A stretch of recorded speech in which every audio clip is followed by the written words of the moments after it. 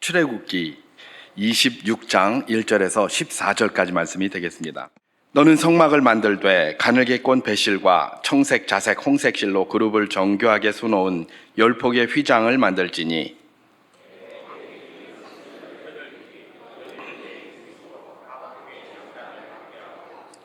그 휘장 5폭을 서로 연결하며 5폭도 서로 연결하고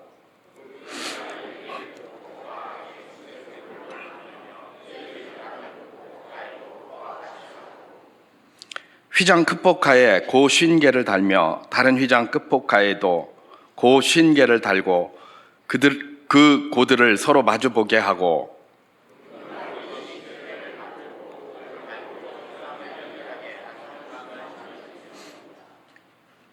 그 성막을 덮는 막 곧 휘장을 염소털로 만들되 11폭을 만들지며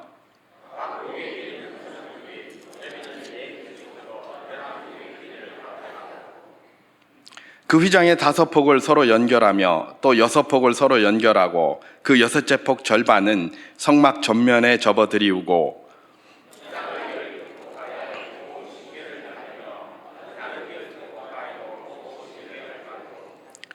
놋갈고리 50개를 만들고 그 갈고리로 그 고를 꿰어 연결하여 한 막이 되게 하고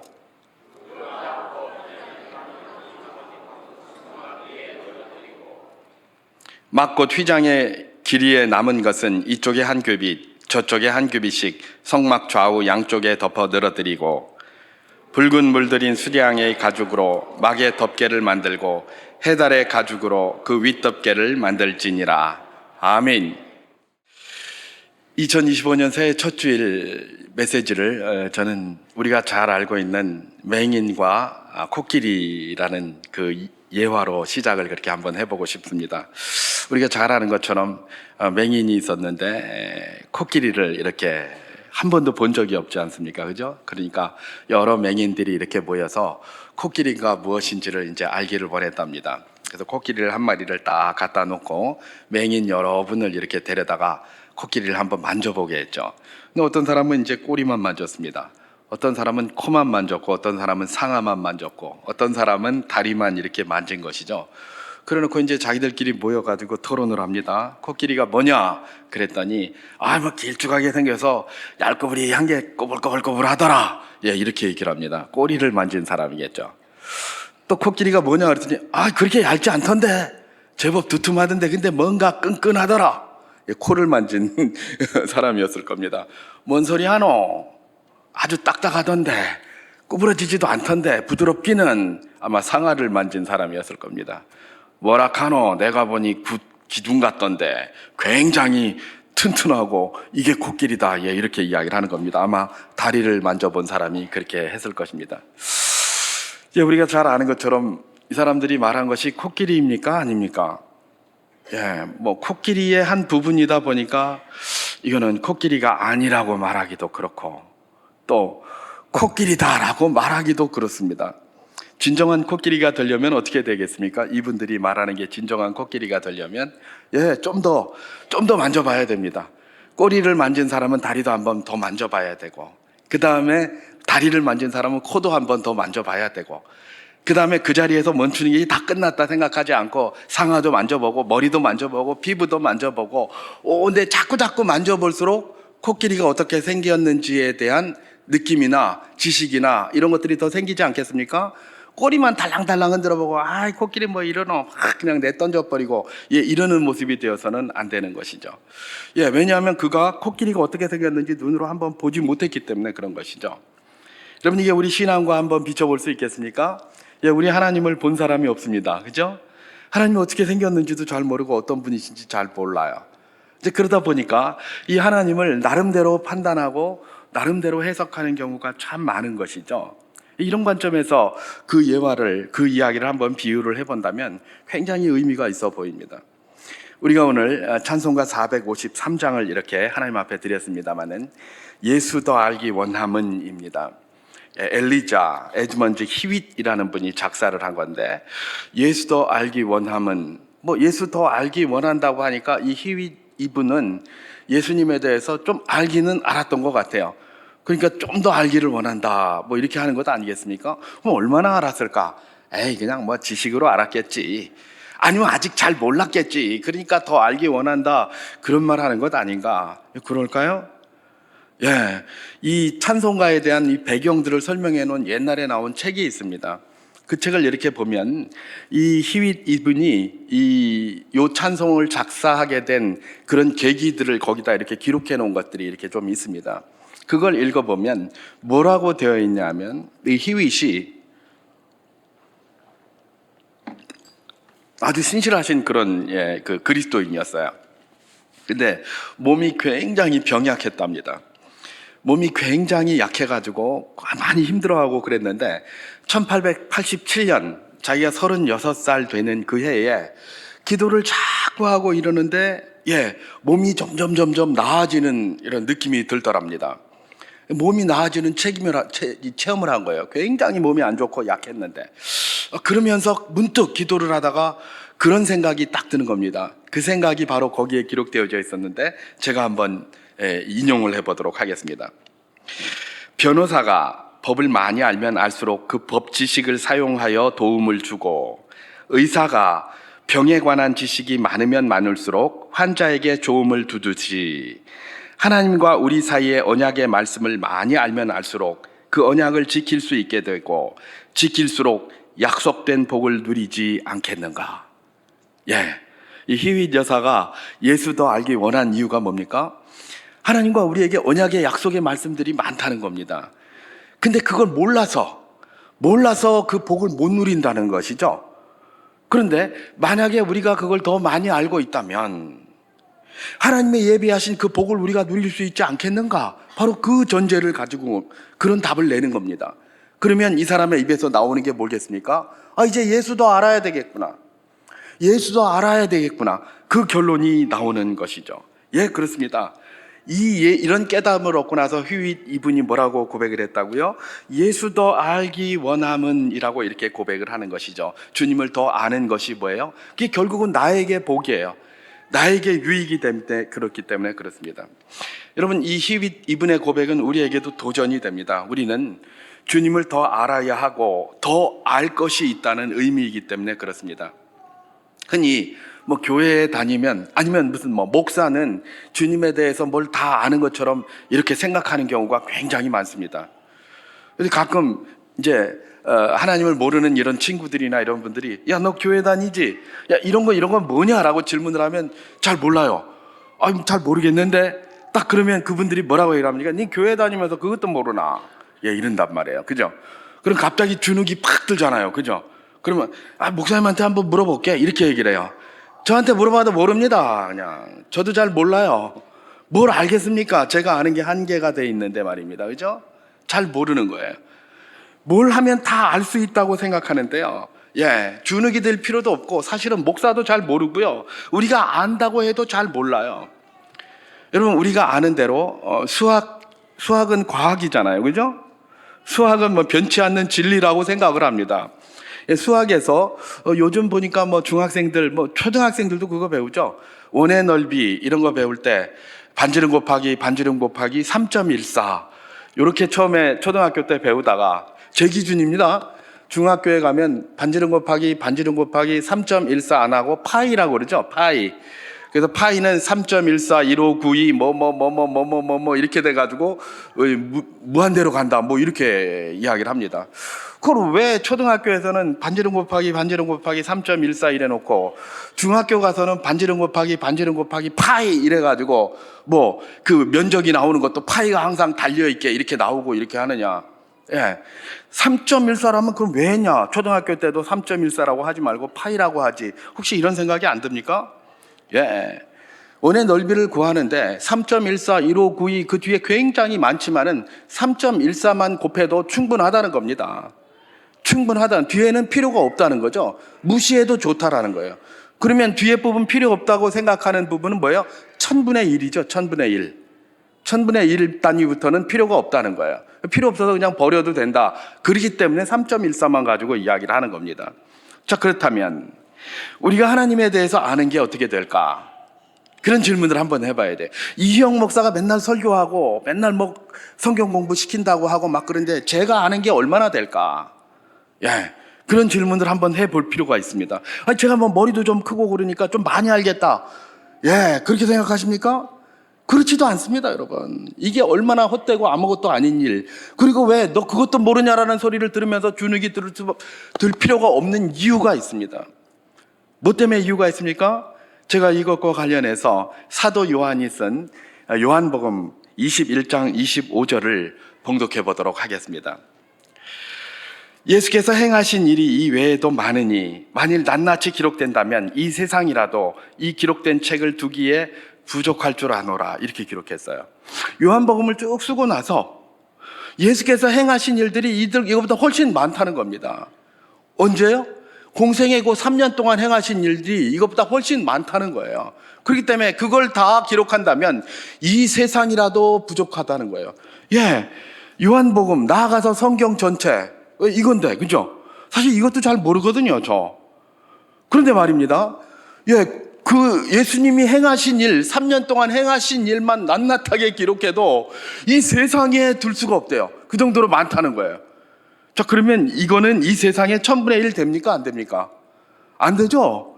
우리 요수정교회 본당에 1000분의 1도 안 될 겁니다.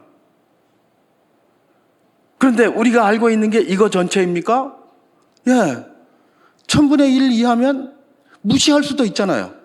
그걸 안다고 볼 수 있겠습니까? 야, 우리 상식으로 이야기를 하는 거예요. 별로 아는 게 없는 거예요. 그러니까 네가 알아봐야 도토리 키재기다. 그럼 네가 몰라도 부끄러울 것도 없고 쪽팔릴 것도 없다. 왜? 다 모르니까. 안다고 알아봐야 다 그냥 쥐꼬리만큼 알고 도토리 키재기다. 그래서 우리 주님께서 우리에게 말씀을 가르치시면서 늘 하시는 말씀이 뭡니까? 겸손하라라는 겁니다. 그래서 항상 말씀하시는 게 뭡니까? 온유하라. 그렇게 이야기를 하시는 거예요. 예. 요한이 쓴 거와 마태와 마가와 누가가 쓴 게 조금씩 다 다릅니다. 그들은 사도입니다. 저 같은 사람은 그분들의 발바닥에 신발끈 매기도 힘든 사람들이에요. 근데 그런 사람들이 이런 고백을 했는데 감히 제가 뭐간디 내가 더 많이 알아 이런 소리를 하겠습니까? 그렇지 않겠습니까? 그렇기 때문에 우리가 끊임없이 뭡니까? 그 고백해야 될 것이 뭐다? 예, 희위지 고백했던 것처럼 예수 더 알기 원합니다. 예수 더 알기 원합니다. 예수 더 알기 원합니다. 내가 많이 아는 것 같지만 아는 거 별거 없습니다. 난 예수 더 알기 원합니다. 하나님이 작게나마 이 책으로 주신 이 약속, 이 신실한 약속 더 알기 원합니다. 그렇게 고백하는 것이 바로 신자의 자세이고요. 그렇게 고백하며 2025년을 출발하고 싶어서 그래서 제가 이 말씀을 잠깐 그렇게 준비를 해 보았습니다. 오늘 본문은 특별히 성막을 제조하는 방법에 대해서 기록을 하고 있습니다. 오늘 본문에 휘장이라고 이렇게 번역된 말이 여러 개가 이렇게 나오는데요. 휘장 그러면 히브리어 예리야라는 말을 휘장으로 번역을 했습니다. 근데 사실 이전에 개역 성경에 보면 오늘 본문에 나오는 휘장이라고 번역된 이것을 그냥 앙장이라고 번역을 했습니다. 앙장이라고 나오고 개역 성경으로 가면서 휘장이라고 번역이 됐어요. 저는 앙장이 더 맞는 것 같은데 왜 휘장이라고 번역했는지 모르겠어요. 근데 영문 성경을 보니까 다 그냥 커튼이라고 했더라고요. 그러니까 앙장이라는 말은 거의 안 쓰니까 커튼이라고 생각해서 휘장이라고 번역했나 보다 그렇게 생각을 합니다만은 개인적으로 사실은 휘장은 뭐예요? 둘로 치는 거잖아요. 둘을 휘자, 다스릴 휘자, 장막장자예요. 그래서 휘장은 둘로 치는 거예요. 이렇게 커튼처럼. 앙장은 뭡니까? 예, 앙장은 공주방 이런 거 보면 위에 이렇게 뭐 덮여 있잖아요. 텐트 이렇게 딱 보면 후라이라고 그럽니까? 그 위에 뭐 이렇게 하나 덮는 거 있잖아요. 이런 걸 앙장이라고 그래요. 옛날에 상여가 나갑니다. 그럼 상여 위에 올려져서 이렇게 덮어져 있는 이런 것들, 그게 앙장이에요. 그래서 옛 번역에 개역 개정에는 앙장이라고 번역한 거예요. 우러러볼 앙자, 그 다음에 장막장자. 그래서 우러러보는 장막이다. 그래서 위에 덮인 덮개를 이야기하는 게 앙장인 것이죠. 오늘 본문에 보면 휘장이라고 다 번역되어 있어서 그냥 휘장이라고 하는데 이거는 위에 덮는 부분을 지금 이야기를 하고 있는 겁니다. 그 사실을 기억하시면서 이제 이 말씀을 이렇게 들어가면 참 좋을 것 같습니다. 성막이 있습니다. 성막이 있는데 이 성막 안에는 뭐 여러 가지 뭐 지성소도 있고 무슨 뭐 물품 뭐 이 앞에 뭐 여러 가지 그 단도 있고 떡상도 있고 뭐 이런 것들이 기물들이 쫙 들어 있습니다. 그리고 여기 프레임 이렇게 딱 돼 있죠. 그리고 제일 먼저 막이 이렇게 치지고 그 위에 이런 여기서 휘장이라고 번역된 이런 것들이 이렇게 세 겹으로 쌓여져 있습니다. 이게 전체적으로는 네 겹이에요.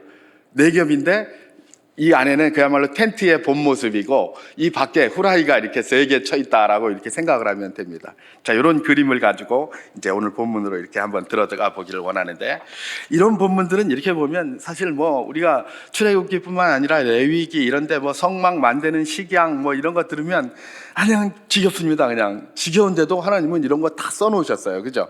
써놓은 이유가 뭐겠습니까? 거기에 중요한 의미들이 많이 들어있기 때문에 그런 거 써놓은 것 아니겠습니까? 오늘 본문도 마찬가지입니다. 구체적인 식양을 우리가 다 들여다보면 굉장히 복잡하기 때문에 식양은 들여다보지 마시고, 제가 지금 설명한 것처럼 이렇게 텐트가 하나 있고 그 위에 이렇게 막이 지붕 덮개 같이 이렇게 후라이가 하나, 두 개, 세 개 쳐져 있다. 이 관점으로 딱 이제 보시면 되겠습니다. 자, 그러면 제일 먼저 어떤 게 있느냐? 하나님께서는 이스라엘 백성들을 어디에서 만나고자 하셨습니까? 지성소에 있는 두 그룹 사이에서 좌정하셨다라고 하셨습니다. 지성소에 들어가면 법궤가 있습니다. 법궤가 있으면 법궤 뚜껑에 이렇게 천사들, 그룹들이 날개를 하고 이렇게 있는데 그 사이에서 사람들과 만나시는 거예요.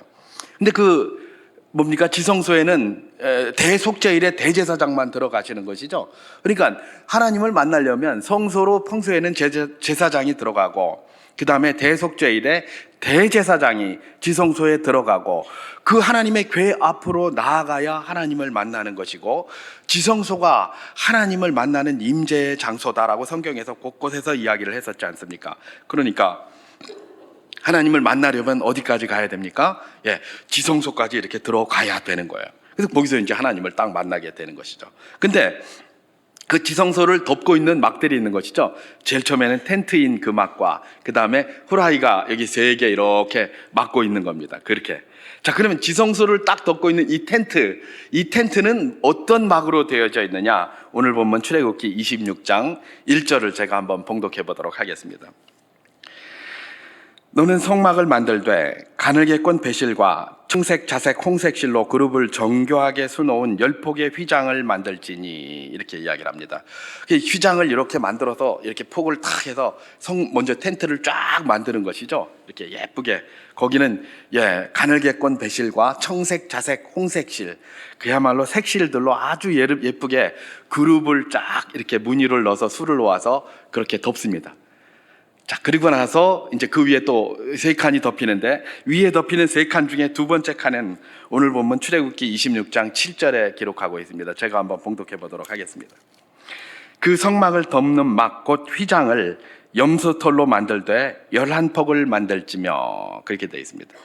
이제 곧 처음에는 이제 청색, 자색, 홍색실, 가늘게 꼰 배실로 이렇게 텐트를 만들고 그 위에다 염소털로 만든 후라이를 하나 딱 칠하는 겁니다. 이렇게. 근데 이 하나에서 끝나는 게 아니라 그 뒤에 또 두 개가 더 있어요. 그 위쪽으로. 그 위쪽에 있는 두 개는 뭐냐? 출애굽기 26장 14절을 제가 한번 봉독해 보도록 하겠습니다. 붉은 물들인 수장의 가죽으로 막의 덮개를 만들고 해달의 가죽으로 그 윗덮개를 만들지니라, 그렇게 기록합니다. 그러니까 이렇게 되어 있는 겁니다. 자, 성막은 제일 처음에 뭘로요? 가늘게 꼰 배실과 청색, 자색, 홍색 실로 텐트를 이렇게 만듭니다. 그리고 그 위에 후라이를 하나 칩니다. 염소털로 된 겁니다. 그것도 염소털 위에 후라이가 또 하나 있습니다. 수장의 가죽으로 만든 겁니다. 그리고 제일 바깥에도 이 후라이가 하나 더 있고 완전히 덮는 겁니다. 해달의 가죽으로 돼 있는 걸로 이렇게 딱 덮여 있는 것입니다. 그래서 지성소 안쪽에서 보면 순서가 어떻게 돼 있습니까? 청색, 자색, 홍색 실, 가늘게 꼰 배실, 그 다음에 염소털, 그 다음에 수양의 가죽, 제일 밖에 해달의 가죽, 이렇게 돼 있는 거예요. 근데 제일 밖에서 보면 어떻게 되겠습니까? 해달의 가죽이겠죠. 그리고 안에 들어오면, 한 칸 뚫고 들어오면 수양의 가죽이 될 겁니다. 그리고 그 안으로 또 들어가면 염소털입니다. 그 안으로 들어가면 청색, 자색, 홍색 실로 꼰 그 아주 예쁜 그런 휘장입니다. 그리고 그걸 뚫고 들어가야 뭐가 있습니까? 하나님을 만나는 지성소가 있는 것이죠. 제가 이걸 반복해서 요렇게도 이야기하고 요렇게도 이야기하는 이유가 있습니다. 잘 그걸 그림을 그려 놓으셔야 그 다음에 이해가 되기 때문에 그렇습니다. 자, 이렇게 생긴 것이 이 뭡니까? 성막의 구조인데, 제일 밖에 있는 해달의 가죽만 제가 잠깐 설명을 드리면, 왜 해달의 가죽을 갖다가 제일 바깥에다가 씌웠는가? 그것은 해달의 가죽이 비바람이나 이런 악천후 이런 데에 굉장히 강한 가죽이랍니다. 그래서 우리가 텐트 같은 거를 치면, 이렇게 텐트 쳐놓고 나면 후라이를 치는 이유가 텐트만 가지고는 부족하니까, 그것만 가지고는 햇빛이나 뭐 비나 이런 것들을 방수하기가 어려우니까 거기다가 또 후라이를 이렇게 치듯이 이 성막도 그렇게 돼 있는 거예요. 청색, 자색, 홍색 실로 예쁘게만 요것만 가지고 한 거 가지고는 이게 부족하니까 거기에다가 염소털로 만든 것, 그 다음에 수양의 가죽으로 만든 것, 그 다음에 밖에는 방수가 철저하게 되고, 그 다음에 이런 햇빛으로부터도 안전한 이 해달의 가죽으로 이렇게 탁 뒤집어 씌워 놓은 것이죠. 그런데 이 해달의 가죽은 뭐예요? 겉으로 보기에는 굉장히 투박하고 굉장히 거칠고 이런 거예요. 당연히 뭐 외부의 그런 열이라든지 태양빛이라든지 많은 비라든지 그 바람이라든지 모래바람 같은 것들을 막기 위해서는 튼튼해야 되지 않겠습니까? 그런데 이제 보기에는 굉장히 거친 것, 뭐 이렇게 딱 생각을 하면서 이제 다음으로 넘어가면 되겠습니다. 자, 우리가 하나님을 만납니다. 하나님을 만나려면 이제 아까 그 성막을 생각해 보십시오. 딱 어떻게 뚫고 들어갑니까? 제일 처음에 해달의 가죽을 딱 뚫어야 됩니다. 그 두 번째 뭘 뚫어야 됩니까? 네, 수양의 가죽을 뚫어야 됩니다. 세 번째 뭘 뚫어야 됩니까? 염소털로 만든 걸 뚫어야 됩니다. 네 번째 뭘 뚫어야 됩니까? 청색, 자색, 홍색 실과 가느리에 꼰 배실로 만든 것을 뚫어야 됩니다. 그리고 들어가야 뭐가 있는 겁니까? 예, 하나님을 만나는 지성소가 등장을 합니다. 자, 머릿속에 그림이 그려지셨습니까? 예. 참, 우리 그 껍데기 이렇게 이야기하다 보니까 양파라는 이야기 많이 하잖아요. 양파 보니까 뭐 까도 하다가 다 까고 나니까 속에 아무것도 없네. 그게 아니에요. 예, 우리 하나님은 파고 들어가면 들어갈수록 마침내는 하나님, 그야말로 영광스러운 하나님과 만날 수 있게 되는 지성소로 들어가게 되는 것이죠. 자, 요 단계를 생각하시면서 우리가 이제 우리 신앙에 대한 도전을 한번 해보기를 원하는 것입니다. 많은 경우 처음에 하나님을 만날 때는 주로 뭡니까? 해달의 가죽에서 하나님을 만납니다. 무뚝뚝하고 거칩니다.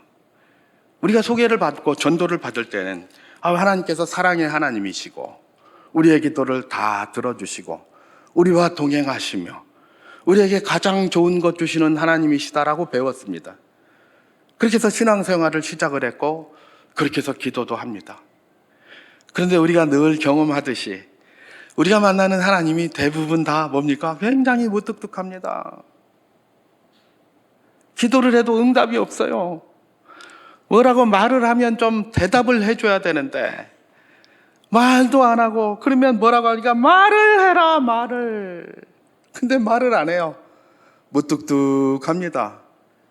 해달의 가죽에서 하나님 만난 겁니다. 그런데 이 해달의 가죽이 뭐라고요? 온갖 비바람이나 풍파와 같은 이 악한 조건, 역경을 이기는 것을 의미한다는 것입니다. 그 역경을 이기면서 믿음 가운데 든든히 서 있어야 된다는 것들을 이야기합니다. 그러면 그 다음 단계로 넘어갑니다. 뭡니까? 수양의 가죽으로 넘어가는 겁니다. 그리고 그 다음 단계로 또 넘어갑니다. 그리고 그 다음 단계로 넘어가고 마침내 영광스러운 하나님을 만나기 직전인 청색, 자색, 홍색실까지 뚫고 들어가면 거기에서 뭘 만나는 겁니까? 우리 하나님을 만나게 되는 것이죠. 근데 많은 경우 해달의 가죽에서 그냥 멈추는 경우가 참 많습니다. 무뚝뚝하고 거칠고 응답도 없고 아무것도 아닌 것 같고 여기에서 그냥 멈추고 마는 거예요. 좀 더 가야 되는데 좀 더 가기가 힘들어요. 그러면서 대화하는 거죠. 야, 내가 말을 들어보면 네가 믿는 하나님하고 내가 믿는 하나님은 다른 것 같다. 하나님은 똑같아요. 근데 왜 다르게 느껴질까요? 예, 나는 지금 해달의 그 가죽 앞에서 하나님을 만난 거고, 저 사람은 수양의 가죽이나 청색, 자색, 홍색실 앞에서 만난 거고, 그죠? 그러니까 달라 보이는 거예요. 무슨 말입니까? 하나님은 똑같아요. 근데 내가 어디서 그 하나님을 만났느냐에 따라서 우리의 고백이 달라지는 것이고요. 어디서 그 하나님을 만나고 있느냐에 따라서 우리의 생각이 달라지는 것입니다. 우리는 어디로 가야 됩니까? 예수 더 알기 원해야 돼요. 더 알아야 돼요. 하나님을 알자. 힘써 여호와를 알자. 호세아가 고백했던 것처럼 자기들은 하나님 잘 알고 있다고 생각했는데 그게 아니다. 우리가 여호와를 알자. 힘써 여호와를 알자라고 하는 것은 뭐냐? 너희가 해달이라는 고통 앞에서 해달의 가죽에서 하나님 만나고 무뚝뚝한 그것만 가지고 이야기를 하는데 하나님 무뚝뚝한 분이 아니시다. 그런 와중에도 너가 나를 믿겠느냐? 네가 그렇게 응답도 안 하는 것 같은 그런 악한 속에서도 여전히 여호와를 너의 주로 고백하겠느냐? 그 질문을 하고 계시는 것입니다. 해달의 가죽과 같은 하나님을 만나셨습니까? 하나님께서 우리 신앙을 강건케 하시기 위하여 그렇게 하신다고 믿으시기를 바랍니다. 믿음으로 그것을 잘 극복해 가면 수양이 열릴 것입니다. 수양이 열렸습니까? 염소털도 열릴 것입니다. 청색, 자색, 홍색실을 마침내 열고 주님 앞에서 영광스러운 존전 앞에서 주를 만나게 될 것입니다. 2025년 우리가 시작을 합니다. 2025년도에 우리의 기도 제목이 무엇이 되어야 되겠습니까? 히윗의 고백처럼 예수도 알기 원합니다. 하나님도 알기 원합니다. 나는 날마다 해달의 가죽에서만 하나님 만나서 섰다가 쓰러지고 믿음이 생길 듯 하다가 없어지고 그럴 때가 너무나 많습니다. 하나님, 해달의 가죽을 통과하게 하여 주시옵소서. 수양의 가죽을 통과하게 하여 주시옵소서. 염소털을 통과하게 하여 주시옵소서. 청색, 자색, 홍색실을 통과하여 마침내 주님 앞에 서는 죄가 되게 하여 주시옵소서. 그런 기도를 드리는 것, 2025년을 시작하면서 우리가 주님 앞에 드려야 될 결단이요, 고백이요, 소망이 되어야 될 것입니다. 어떻게 예수를 더 알 수 있게 될까요? 히윗 여사는 하나님 말씀 앞으로 나아가기를 원했다고 했습니다. 맞습니다. 하나님 아는 것은 주의 말씀이 가장 기본입니다. 거기에서 그 말씀을 이해하게 하는 기도가 있어야 될 것입니다. 예배자의 자리에 서야 될 것입니다. 말씀 보고 기도하고 묵상하며 예배자의 자리에 서며 또 주의 말씀 주신 걸 가지고 순종해 보는 겁니다. 그런 것이 우리가 2024년도에 이 땅에서 하나님의 백성으로 든든히 승리하며 살아가며 복을 누리며 살아가는 아주 가장 기본인 것, 우리가 너무나 잘 아는 바로 그것이라는 것입니다. 나는 생각이 여기 가득한데 맨날 가면 저런 얘기만 해. 맨날 교회 가면 저런 얘기만 해. 나는 내 문제가 이런데, 여러분, 이 문제가 이러니까 그런 거 하라는 겁니다. 우리 주님께서는 뭡니까? 여리고성 앞에서도 할례를 하라고 그런 분이에요. 우리 알잖아요. 여리고성 앞에서 할례 하면 됩니까? 안 됩니까? 안 되잖아요. 전쟁을 치러야 되는데 적진 앞에 가가지고 할례를 하라니요. 근데 우리 주님께서는 그 여호수아에게 적진 앞에 있는 이 이스라엘 사람들에게 할례를 행하라고 말하는 거예요. 너와 나의 관계가 어떻게 됐는지 새롭게 하자, 그 할례를 행하라는 거예요. 적진 때문에 적진을 준비해라라고 말씀하지 않으십니다. 할례를 행함으로 너와 나의 관계를 새롭게 하라라고 요구하시는 것이 여호수아에게 주셨던 명령이고 오늘 우리에게 주시는 명령입니다. 2025년 예수 더 알기 위하여 몸부림치는 우리 모두 될 수 있기를 주님의 이름으로 축원합니다. 해달의 가죽에서 만난 하나님만 가지고 판단하지 맙시다. 그 뒤에도 더 있다는 것들을 기억하면서 주님 한 걸음씩 한 걸음씩 주님을 아는 길로 더욱더 들어가는 우리 모두가 되게 하여 주시옵소서. 이렇게 기도하는 겁니다. 하나님만 그렇게 알까요? 사람도 그렇게 알게 됩니다. 사람 어떻게 합니까? 우리도 보통 사람을 보면 그냥 한번 쏙 첫인상으로다가 판단 많이 한다고 하잖아요. 해달의 가죽으로 사람을 봅니다. 거칠고 무뚝뚝하고 막 그래요. 속을 못 들여다보는 것이죠. 그러니까 그렇게 하면서 판단할 때가 참 많습니다. 우리 주님께서는 겸손하라고 하십니다. 온유하라고 하십니다. 2025년 우리가 만날 하나님을 그렇게 보아야 하듯 그 하나님의 형상으로 지어진 모든 사람, 심지어 나 자신까지도 해달의 가죽에서 멈추는 그런 시야와 그런 관점이 아니라 하나 더 뚫고 들어가서 수양의 가죽에서 만나고 하나 더 뚫고 들어가서 염소털 가죽에서 만나고, 하나 더 뚫고 들어가서 청색, 홍색, 자색실에서 만나고, 마침내 그것 뚫고 들어가서 그의 본 모습을 보는 내가 되게 하여 주시옵소서.